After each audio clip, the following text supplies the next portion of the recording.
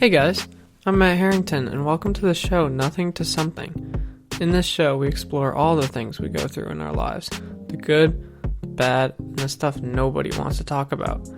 I want to tell you that it's perfectly okay not to be okay. So I say, let's get into this.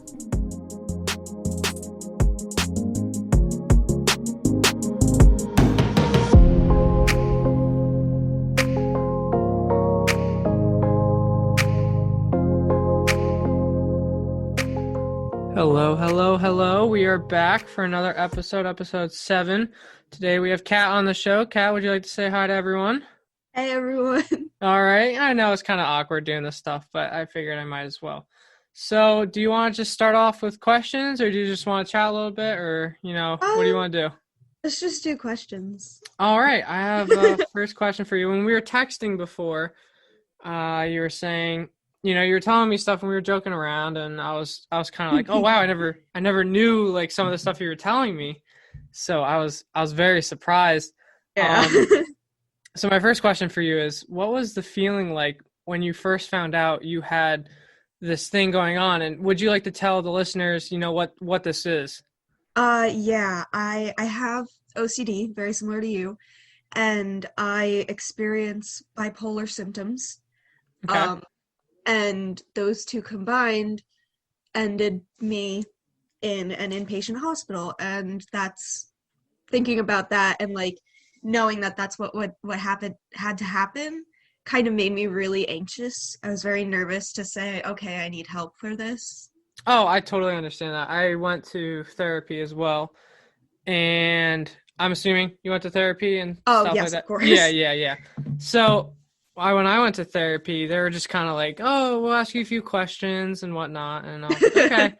So then they're like, oh, no, yeah, you got, depression, OCD, all this, fun stuff going on with us. So what was it like for you? When you found out you had this going on, like, what was your initial feeling, deep inside? Initially I was very in denial. I was very like, I don't have OCD. I just wash my hands a lot and sometimes they bleed. Like I was just like, Yeah, no, yep. that's normal. And then eventually it started like getting in the way of my daily life, and I was like, okay, well I guess now I kind of need to say, okay, yeah, this is real. Yeah. I know I had a few things like that. See, I pull up my socks like, I don't know, maybe 50 times and just rip holes through them. And it was just, Everyone does that. oh yeah, everybody does it. But yeah, I'm doing all this, and I was like, I need to accept that something's going on. Yeah. Which it leads me to my next question, Kat. What was the feeling? I guess is like similar to the first one. What was your feeling like when it was time to face your fear? What was that moment where you were like, okay, now's the time where I have to get a jump on this, where I have to face it and be like, you know what, you're not going to control my life. Yeah. I had always been very paranoid about talking about these things. And once I realized that the way to get better is to like accept I have this problem and talk about it, I was very nervous. It took me a really long time to finally open up to a therapist. And then once I got the ball rolling, it was all a matter of, okay, I'm anxious about this, but I also want to get better from this. You want to So, learn. You want to start taking yes, steps to get better. Gotcha. exactly. So it was obviously nerve-wracking facing that, but Yeah, definitely. So my next question for you would be, if, how did you come to figure out that you were more than just normal, but you were gifted? Because the way I see it, this isn't a crutch. This isn't a mhm, disability, a mental disability. This isn't a mental block. This is a gift, because you have insight which nobody else has. Like some of the stuff you have, mhm. I don't know. Like I can't imagine. So you have this insight and this gift to show other people and tell them what it's like, and tell them they're not alone, even if they never come out to you and tell you.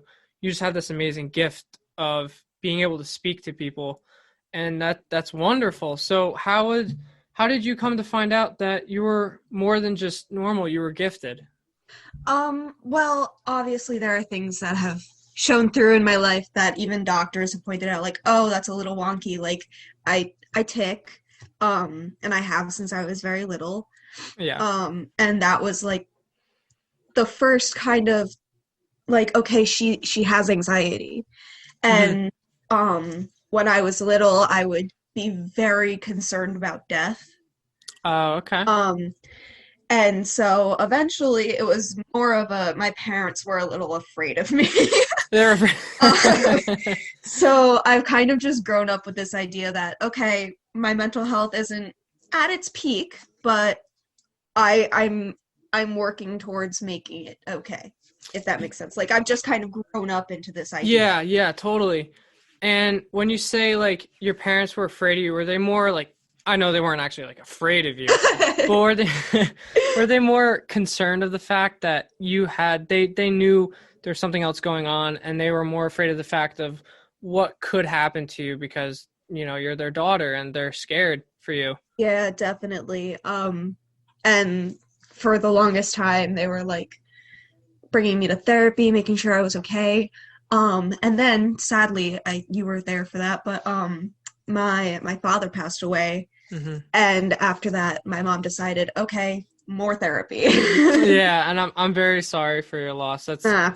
I can't I wouldn't say psh to that. I mean, that's really something, and I'm really sorry. I think I met him once, and he was really cool, but I am Yeah, very you were never sorry. on that side of my family, I guess. Yeah, I was always on your mom's side and everything. But my next question for you: when did you realize that you're not alone in this fight? When did you come to find out that I may feel alone. I may have this sense of emptiness inside me, but it's filling me up, with other people telling me, "Hey, you got this." And I mean, just by coming on this show and just talking about this is like a huge step. And I mean, I know you come really far from where you've been, but this I think might help you even more just by telling other You. people your story because I've had people reach out to me and they're like, "Oh, when's this person going to do it? When's this person going to do it?" And I'm like, I never thought about asking them. And I haven't I haven't quite like grasped why they said that until I started talking with you tonight because people are so interested in the fact that everyone has a gift Hmm. and they all want to hear that gift. And I just think it's so awesome how I get this ability to talk to you guys about your gifts and how just amazing you guys are. So, when did you realize that you're not alone in this fight? I think a lot of it started with you, actually. We never really talk much, and I feel like that's mostly because I didn't want to ask you about these things if I couldn't respond about these things. I get that. Um, but I remember one time both of our families went out together, and my mom, I don't know what possessed her, but she said, "Oh yeah, Kat has OCD." I remember that. Yep. Um, it was just like you were like, "Oh yeah, the intrusive thoughts are really bad," and we talked for a quick second about it, and just like knowing that like in that moment I wasn't the only one thinking a Hmm. really bad thing that I didn't want to be thinking. Yeah. Um, and I feel like before I had known about how we both struggle with this similar thing, Yeah. I was very closed off and I wouldn't tell anyone about anything. So it really mostly started with you. Wow. I mean, I feel honored. Um, that's crazy. I mean, you were one of the first for me too. I wouldn't say the very first, but Mhm. I do thank you for being one of the first. I mean, you were always close when we were growing up. You're still close Yeah. now. And it was just crazy, like all these things just happen and you're like, wow, I never know you went through this. Yeah, And definitely. I'm just in disbelief. It's just insane. Um so my next, I have a bunch of questions still, but who were and still are your biggest supporters in your life right now? Definitely a lot of my friends. Mhm. I consider like my close friends very supportive of me. Either they actively help like when I'm in a rut basically, or Mhm. even just like knowing that there's someone on the other side of a phone or on the other side of the world even who just is present, who is also living at the same time. It's Yeah. not necessarily, oh, these people are supporting me right now actively, but the idea of them is enough support for me to want to get better. Gotcha. That's really cool. I like that. I like how you put that. That's really nice. Um, I know my mom has been bugging me a lot to start asking this when I start shooting episodes. So Kat, are you, if you know, you have looked over the questions, but I want to make sure you're comfortable I'm, answering this.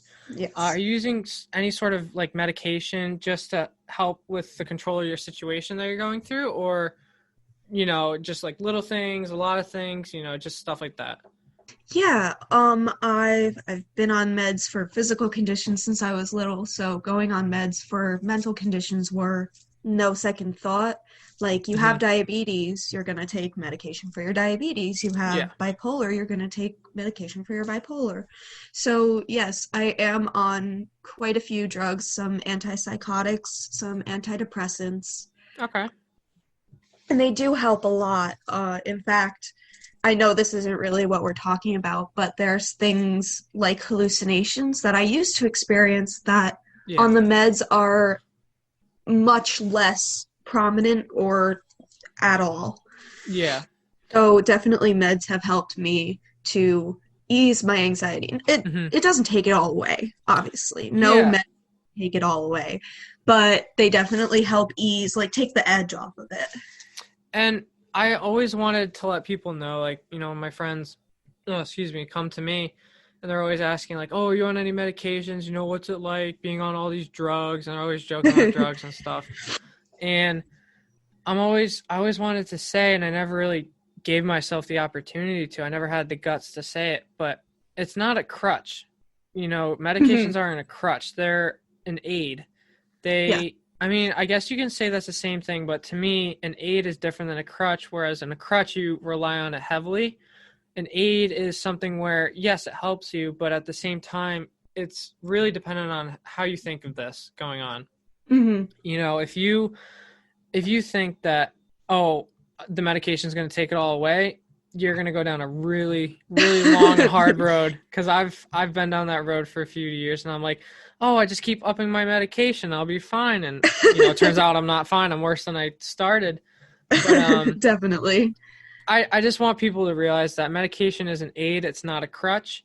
It can definitely be a crutch at points. Not to say that it shouldn't be, but it shouldn't be the whole time. The Yeah, whole time it is a crutch, then there's something else going on, and you need to figure it out what it is, and get help for it. I So definitely like the way you used aid and crutch because an aid is just present. An aid isn't always helping you. an aid isn't a Um, solution. Yeah. yes, exactly. So I really did like that. Yeah. And just to wrap this whole thing up, I don't want to keep you forever because I know you got stuff going on, and I don't want keep you here forever. But if you could give one piece of advice, just one sentence, one statement, one anything, for the people listening, however many people decide to listen, what would it be? I definitely want to say that recovery isn't a straight line, which is something you hear a lot. Obviously, a lot of people say, hey, recovery isn't a straight line. You're going to fall back down again. You're going to get back up again. But along with your own personal ups and downs, recovery doesn't look the same to everyone. Hmm. Recovery could be someone laughing at old pictures, or recovery could be someone crying and eating ice cream and watching a movie.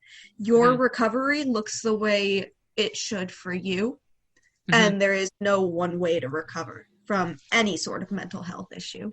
I can totally agree because I used to think, watching movies and stuff, recovery is, oh, you got to have fun and you got to do all this thing. But recovery can be just, letting it all out, just crying it all out, or it can Yeah, be laughing it exactly. off. It's so many different things. And I think people need to realize that recovery is definitely not, it's not easy, but it's probably the best thing that Yeah. you can try and get yourself going forward.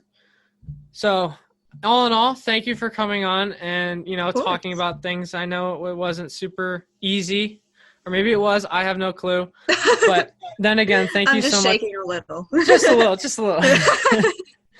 But thank you again for coming on. It means the world. And Thank you for having me. that's it, everybody, for episode 7. Thank you for joining us, and we will see you guys on the next episode.